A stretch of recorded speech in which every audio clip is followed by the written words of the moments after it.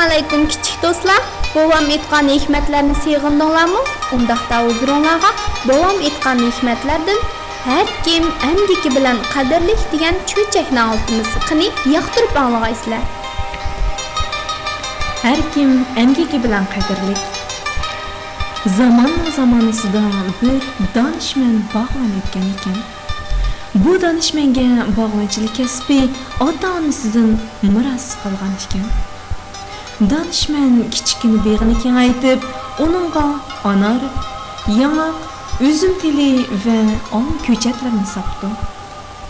Donishmand ko'chatlarni qitirqinib parvish qilg'ashqa, uzun o'tmay ko'chatlari bo'k-baraqsan o'sib, mo'l meva beribdi. Öz əməyining mevasini beygan donishmand öz beg'ining shirin shakar mevalar bilan yurt jamoatni rosa mehmon qildi. Shuning bilan donishmandning izzat obro'yi texmi o'sib, nom shuhrati jahon pir ketibdi.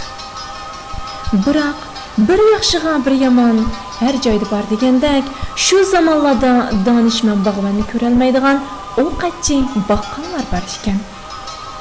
Ular bog'vanning kasabatidan bizning sodimiz oqmayotidi deb his qilib, xeyli burunlar donishmand bog'vanni ujuqtirishning qo'yiga tushgan ekan. Bir bozor kuni baqqollarning sodisi oqmay qoldi.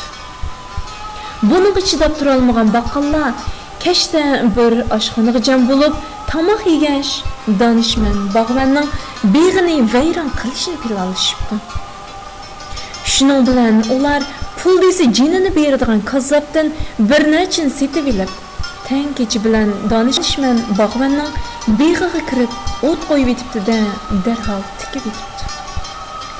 Atsi donishmand bog'van o'rindan turib boqqa kirsa, barliq ko'chatlari kuyib, kulga aylanib qolgan ekan.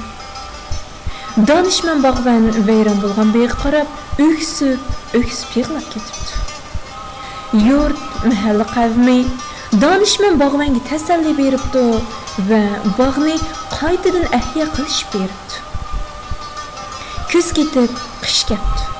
Qishdan keyin bahor keldi. Donishmand bog'vanning ko'z yoshidan Alloh ta'sirlanadi.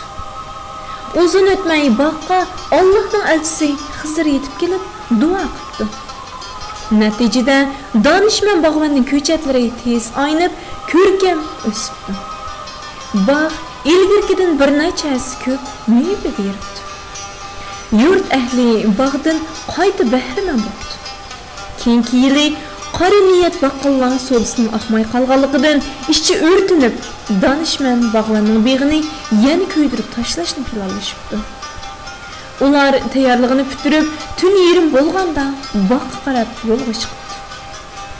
Ketib berib, uyquchilikda yo'ldan ezib qoldi. Tang etish az qolganda ular tikangni ko'rmay yiqilib tushibdi va ilib mangan tuturuqlari o'zlariga tutishib ketib, kuyib kul bo'libdi.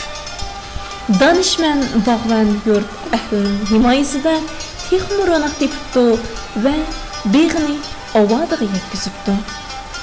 Hikmat: boshqalarning natijasini ko'rolmay, ularning amlikini zoyi qilsang, o'zingga emas, boshqalarga ham ziyon yetkazgan bo'lasan.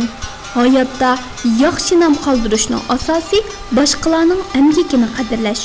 Shu asosda xalq uchun bir kishilik tuhfa qo'shishda.